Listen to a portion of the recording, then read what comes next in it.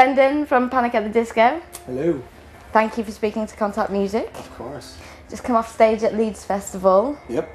It's been a good show for you. Yeah, it was actually a great show. The sun's been out. Great. Which always the sun's been out. Yes, the sun is out, thank God, you know. Past 2 days actually. Yesterday Yeah. the sun was out too, it was good. Well, Leeds and Reading seems to treat you well. You're back again. Yes. Once again. Yep. Nice to be back. It is good to be back actually.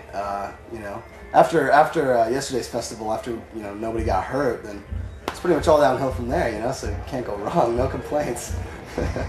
Pretty much, yeah. That's probably the least thing that you want to happen. Exactly. So after okay. that, I mean, it's pretty much, you're clear. You're all sorted, yeah. Yeah, totally. So, things have been pretty busy for you guys over the past 3 years, really, haven't they? Yeah, definitely the past 2 years. Not recently, just because we've been working on an album, and that's not, you know, too exciting, you know, there was just, you know, waiting for it, so, yeah. Well, yeah, The Fever was, like, released in February 2006 over here, so right. It's been a long journey for you guys, really. Yes, it has. God, yeah, I mean, first time we came over here, it's so different now, you know, when we come over and play these festivals as opposed to when we started playing, just because I think, you know, obviously, like, our fan base has grown, and, you know, the reaction's getting better just because, you know, they're more familiar with our band and all that stuff, so. It's still quite continual as well, you know, it's still growing and yeah, still definitely, it's still growing, which, you know, can't complain about that again. reaching new levels, I guess. Yeah, totally. But you guys were pretty young when you started out, really. We were very young, yeah, I was about 17 years old. So how long has the band been going? A little over 3.5 years. Quite an obvious question, obviously, but Right, quite an important one. Right, exactly. But you just lose track of time so easily, yes, you know. yeah, it's very easy to lose track of time. But I bet you're quite grateful that you're actually working on some new material now. And definitely, yeah, we're very happy with where we're at right now with the songs, and you know, after we're done with these festivals, and we have a few more in the States, but when those are done, we're just gonna finish writing for another month, and knuckle down to it. What's that? Knuckle down. Yes. Get it over and done with. Exactly. Just trying to finish it. Yeah. It must be quite nice to be able to play some new songs as well, live. Definitely, because we never were able to do that before, because every song we'd written went on the album. So now that we have new stuff, it's definitely fun to throw it out to the crowd and see how they take it, and, you know, definitely get some good feedback off of it. So yeah. So far so good, you know. Have you had to throw away many songs? We have actually. We started writing back in February, and we wrote a number of songs that we were into at the time. We're still very happy with, but we decided that it wasn't what we wanted to do for this album.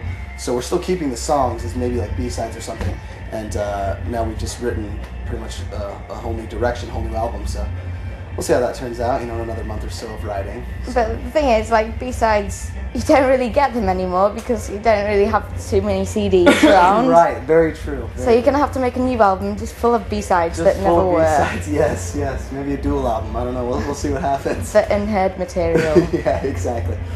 Well, you know, very exclusive. It might work out okay, it might sell more than the actual album. We'll see. Well, we'll see what happens. Hopefully. Hopefully, exactly. Work out best way, either way. So, you like, the album, A Fever, when it was released, it was basically, it sounded like it was made to be pressed on vinyl because it was, you know, it had two totally separate sides almost. Right. Was that a totally conscious decision to keep them really separate? On that album, it wasn't conscious at first, just because we had written the first half already back in Vegas, and we were kind of tired of writing those kinds of songs with just, you know, synthesizers and that kind of stuff. We said, okay, you know, 5 or 6 songs is enough, and we decided to just start writing completely different songs, new sound, and that's where, you know, the second half came from. And, you know, when we were in the studio, we just decided, okay, we should just split them in, you know, into 2 halves, and we'll just write an intermission and this whole idea. So yeah, that came later on in the studio, so it wasn't conscious at first, no. Would you like to do something similar with the new stuff? Like, definitely, the songs that we've been writing are very different from the first album. Like the ones that we play today are very different from a few that we've written, you know, maybe 4 months ago, and so it's very interesting to see that you know, where our music takes us and where our talent takes us, just because we've been growing as musicians and all these things. So it's very interesting to see the process. A Fever seems to sit really nicely with a nice teenage fan base.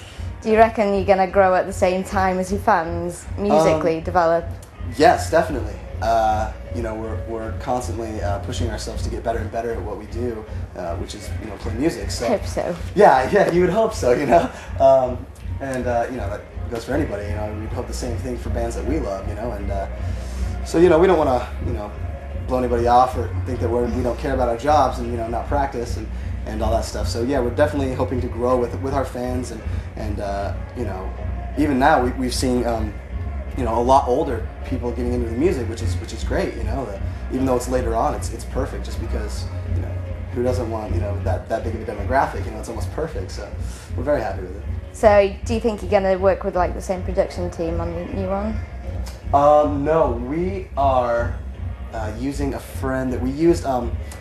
We did a cover song for the Nightmare Before Christmas soundtrack, and the person we used for that to help us arrange strings his name is Rob Mathis, and he's going to be helping us out with this new album, just producing here and there and doing his talent, his work. So let's just hope it fits nicely. Yeah, let's hope so. I'm sure it will. Yeah. I mean, just hope that you pick the right person. Yeah, cross our fingers. I'm sure you have. But having created an album like A Fever, it must be quite hard to translate such an intricate sound live.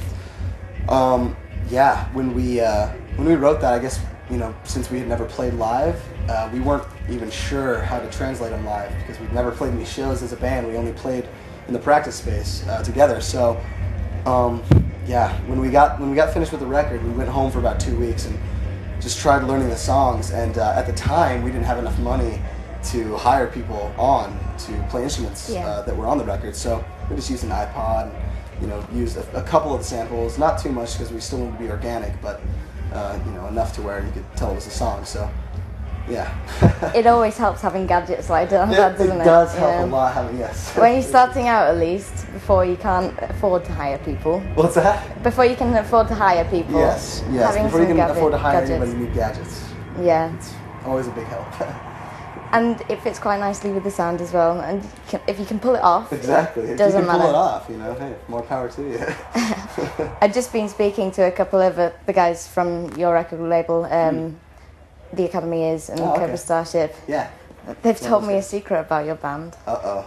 Oh, yeah. Tell me a secret about theirs. About their band. Well, both of them. Both of them. All right.